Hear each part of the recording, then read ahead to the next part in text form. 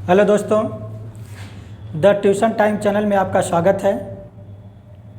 Please आप लोग इस वीडियो को ज़्यादा से ज़्यादा अपने दोस्तों में शेयर करिए, लाइक करिए और कमेंट करिए। आइए हम क्लास 10 के केमिस्ट्री के बारे में कुछ चर्चा करते हैं। सबसे पहले हम देखते हैं कि क्लास 10 का केमिस्ट्री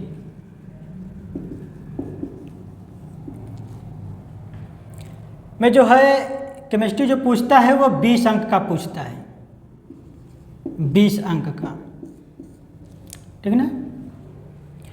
और फिजिक्स आपका पूछता है 30 अंक का और 20 अंक का होता है आपका बायो। तो हम ये 20 अंक वाला जो है यानी केमिस्ट्री वाला जो है इसको कवर करेंगे आज। और बाकी जो ये आपका चल ही रहा है, जो फिजिक्स है वो हमारे संजय सर पढ़ाते हैं,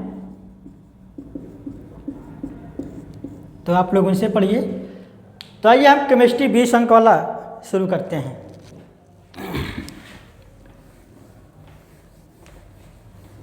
इसमें सबसे पहला चैप्टर आपका रासायनिक अभिक्रिया है। तो रासायनिक अभिक्रिया हम समझ लेते हैं कि रासायनिक अभिक्रिया क्या होती है।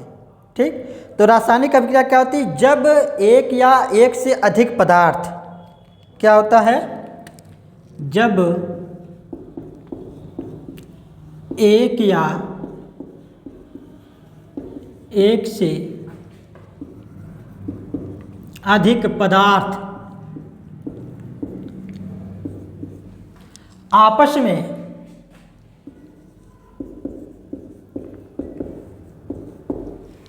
जब एक या एक से अधिक पदार्थ आपस में अभिक्रिया करके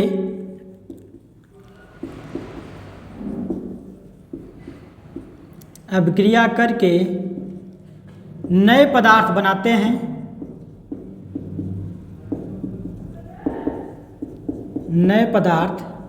हैं, तो उसे क्या बोलते हैं? रासायनिक अभिक्रिया बोलते हैं। ठीक ना। कह रहा है कि जब एक या एक से अधिक पदार्थ आपस में संयोग करके, जब एक या एक से अधिक पदार्थ आपस में संयोग करके या अभिक्रिया करके नए पदार्थ बनाते हैं, तो उसे हम क्या कहते हैं? रासायनिक अभिक्रिया कहते हैं। जैसे एग्जाम्पल के तौर पे अगर देखा जाए तो Mg प्लस 2HCl। अब देखिए इसमें Mg और 2HCl कह रहा है इसमें जब एक या एक से अधिक पदार्थ, तो चाहे एक हो या एक से अधिक पदार्थ हो, तो एक यह हो जा रहा है, एक यह, यानी हमारे पास दो पदार्थ हो जाए। तो जब यह दोनों पदार्थ आपस में संयोग करके क्या बना रहे हैं? किसी नए पदार्थ का निर्माण कर रहे हैं। तो नए पदार्थ का यानी MgCl2 प्लस H2। ठीक, MgCl2 प्लस H2। अब बात करते हैं कि Mg प्लस 2HCl कौन सी अभिक्रिया होती है, यानी किस प्रकार की अभिक्रिया होती है और यह किस प्रकार से होता है। तो सबसे पहले हम यह जान लेते हैं कि जो यह एरो होता है, जो यह अभिक्रिया का चिन्ह होता है, इसके पहले जो हमारे पदार्थ होते हैं वह पदार्थ हमारे जो होते हैं क्या कहलाते हैं? अभिकारक कहलाते हैं। यह क्या कहलाते हैं? यह अभिकारक कहलाते हैं। अभिकारक मतलब वह होता है कि जो अभिक्रिया करता है। अभिकारक मतलब क्या होता है? कि जो अभिक्रिया करता है।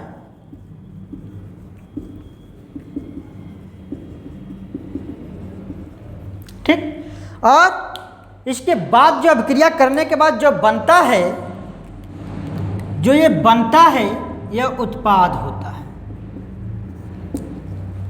ठीक, अब उत्पाद क्या होता है ये समझ लेते हैं। उत्पाद अभिक्रिया करने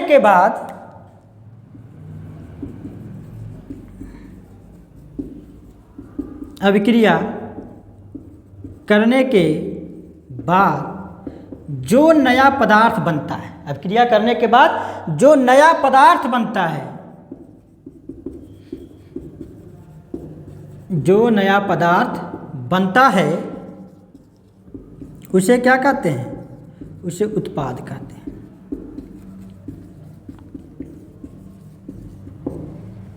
ठीक ना? तो यह हो गया रासायनिक अभिक्रिया। एक बार फिर समझ लेते हैं क्या आता है कि जब एक या एक से अधिक पदार्थ आपस में अभिक्रिया करके नए पदार्थ बनाता है तो उसे रासायनिक अभिक्रिया कहते हैं। जैसे Mg+2HCl, जब यह आपस में अभिक्रिया करेगा, अभिक्रिया करने के बाद MgCl2 प्लस H2 बना लेगा। बाकी यह अभिकारक, यह उत्पाद। अभिकारक क्या होता है? जो अभिक्रिया करता है। उत्पाद क्या होता है? जो अभिक्रिया करने के बाद बनता है। चलिए आइए आगे शुरू करते हैं रासायनिक अभिक्रिया के प्रकार।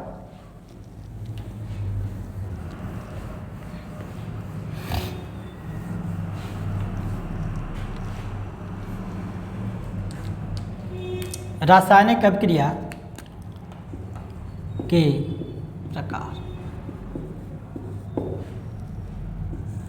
ठीक, तो पहला है संयोजन अभिक्रिया। पहला क्या है? संयोजन अभिक्रिया।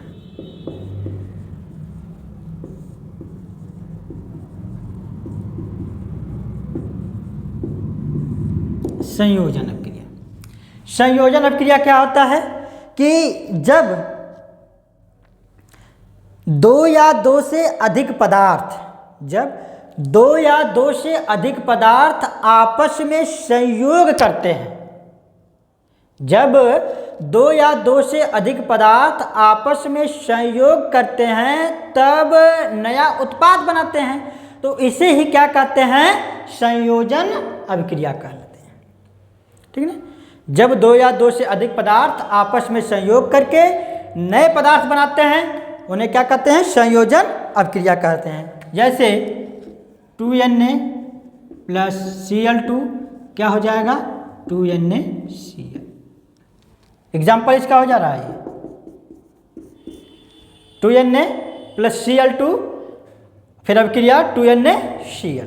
दूसरा है उस संयोजन अभिक्रिया। फिर इसके बाद आता है दूसरा वियोजन अभिक्रिया। दूसरा क्या होता है?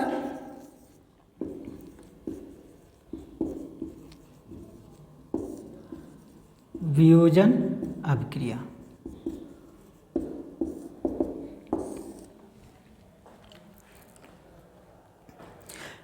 वियोजन अभिक्रिया क्या होता है? वह रासायनिक अभिक्रिया जिसमें कोई यौगिक छोटे छोटे सरल यौगिकों में क्या हो जाता है? टूट जाता है। वह अभिक्रिया जिसमें कोई यौगिक छोटे छोटे यौगिकों में टूट जाता है तो उसे क्या कहते हैं? वियोजन अभिक्रिया कहते हैं। वियोजन अभिक्रिया दो प्रकार की होती है। एक होती है ऊष्मीय वियोजन और दूसरा होता है विद्युत वियोजन। पहला है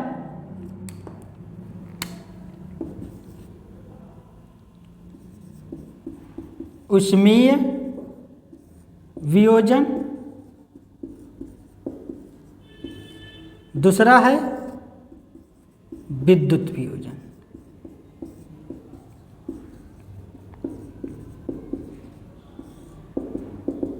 ठीक है? ऊष्मीय वियोजन क्या होता है? ऊष्मीय वियोजन वह अभिक्रिया होती है या फिर कह सकते हैं ऐसी अभिक्रिया जिसे ऊष्मा देने के बाद, ऐसी अभिक्रिया जिसे ऊष्मा देने के बाद हमें नए पदार्थ या नए यौगिक का क्या होता है? निर्माण होता है। जैसे बात कर लेते हैं CaCO3। अब इसको आप ऊष्मा देंगे। ठीक है ना? CaCO3 को अगर आप ऊष्मा देंगे तो ये क्या बनाएगा? CaO+O2। ठीक है ना? CaCO3 ऊष्मा देंगे आप तो इसका वियोजन होगा। वियोजन होने के बाद CaO+O2 बनेगा। उसी प्रकार होता है विद्युत वियोजन। विद्युत वियोजन वह अभिक्रिया होती है जिसे विद्युत उत्पन्न करने के बाद यानी विद्युत देने के बाद वह क्या होता है कि नए पदार्थ का या नए यौगिक का क्या करता है? निर्माण करता है। जैसे बात कर लेते हैं 2MgO को 2Mg, यहाँ विद्युत इसको दिया जा रहा है ये ऊष्मा पे कार्य हो रहा है या विद्युत पे कार्य हो रहा है? तो 2 MgO हो जा रहा है। 2 MgO का जब आपके अभिक्रिया कराएंगे तो यह हो जाएगा 2 Mg प्लस O2, ठीक ना? क्या हो जाएगा? 2 Mg प्लस O2। अब अगला आपका आता है, यह वियोजन अभिक्रिया था। अब तीसरा आपका आ जाएगा विस्थापन अथवा प्रतिस्थापन अभिक्रिया।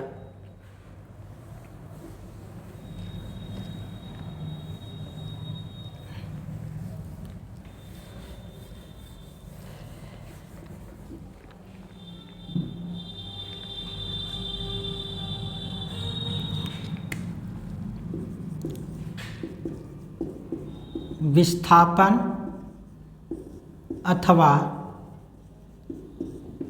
प्रतिस्थापन अभिक्रिया।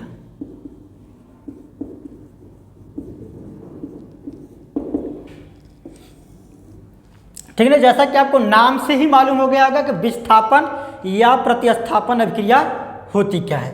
विस्थापन मतलब क्या होता है? किसी चीज को विस्थापित कर देना। विस्थापित करने का मतलब किसी चीज को एक स्थान से दूसरे स्थान पे लेके जाना, तो यह होता है विस्थापन अभिक्रिया। तो इसकी हम परिभाषा किस प्रकार से लिखेंगे? इसकी परिभाषा लिख देंगे, जिसमें किसी यौगिक के अणु के, जिसमें या ऐसी अभिक्रिया, ऐसी अभिक्रिया जिसमें किसी अणु के, ऐसी अभिक्रिया जिसमें किसी अणु के किसी एक परमाणु के स्थान पर, किसी एक परमाणु के स्थान पर, किसी एक परमाणु के स्थान पर कोई दूसरा परमाणु आ जाता है।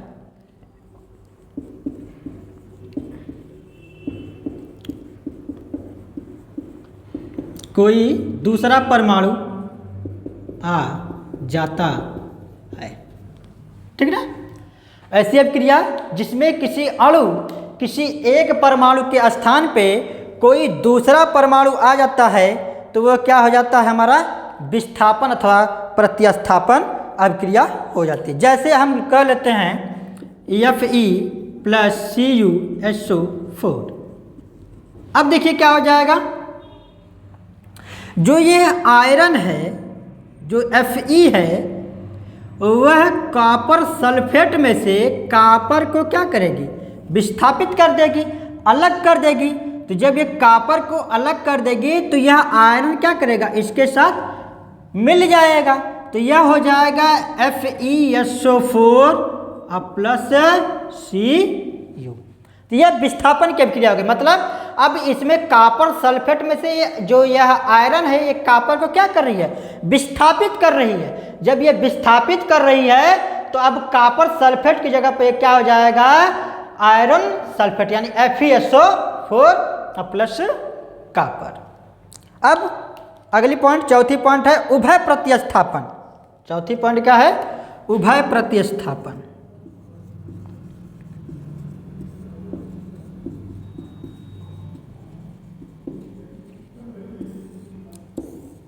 उभय प्रतिस्थापन, यह क्या होता है? उभय प्रतिस्थापन जिस रासायनिक अभिक्रिया में, लिखेंगे जिस रासायनिक अभिक्रिया में, जिस रासायनिक अभिक्रिया में यौगिकों के आयनों अथवा घटकों की, यौगिकों के आयनों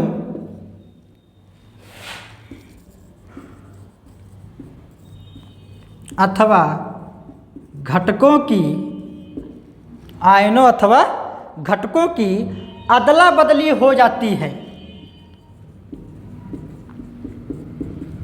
अदला बदली हो जाती है, ठीक ना? क्या कर रहा है कि जिस रासायनिक अभिक्रिया में यौगिकों के आयनों अथवा घटकों की अदला बदला हो जाती है तथा एक यौगिक बनते हैं, तथा एक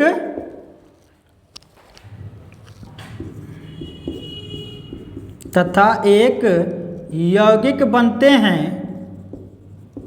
बनते हैं तो उसे उभय प्रतिस्थापन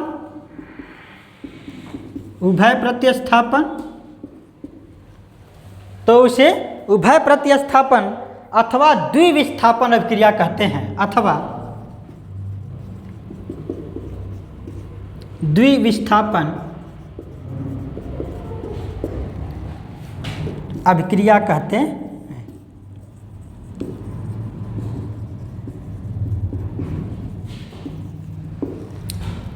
ठीक ना, उसे उभय प्रतिस्थापन अथवा द्विविस्थापन अभिक्रिया कहते हैं। जैसे BaCl2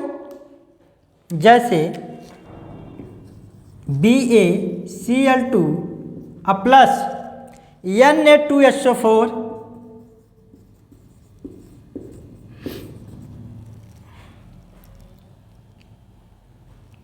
ठीक ना, BaCl2 प्लस Na2SO4। BaCl2 क्या होता है?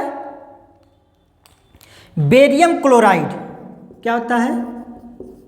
Barium chloride. Na2SO4 क्या होता है? सोडियम सल्फेट होता है, सोडियम सल्फेट। ठीक, तो यह दोनों जब आपस में क्रिया करेंगे तो क्या बना लेंगे? BaSO4। क्या बनाएंगे? BaSO4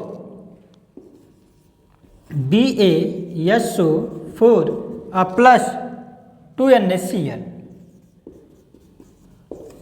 अब देखिए बात को, कर उभय प्रतिस्थापन या द्विविस्थापन, यानी कि जब किसी दो पदार्थों को, दो यौगिकों का विस्थापन होता है तो वह जो अभिक्रिया होती है वो क्या कहलाती है? उभय प्रतिस्थापन अभिक्रिया कहलाती है। देखिए इसमें जैसे BaCl2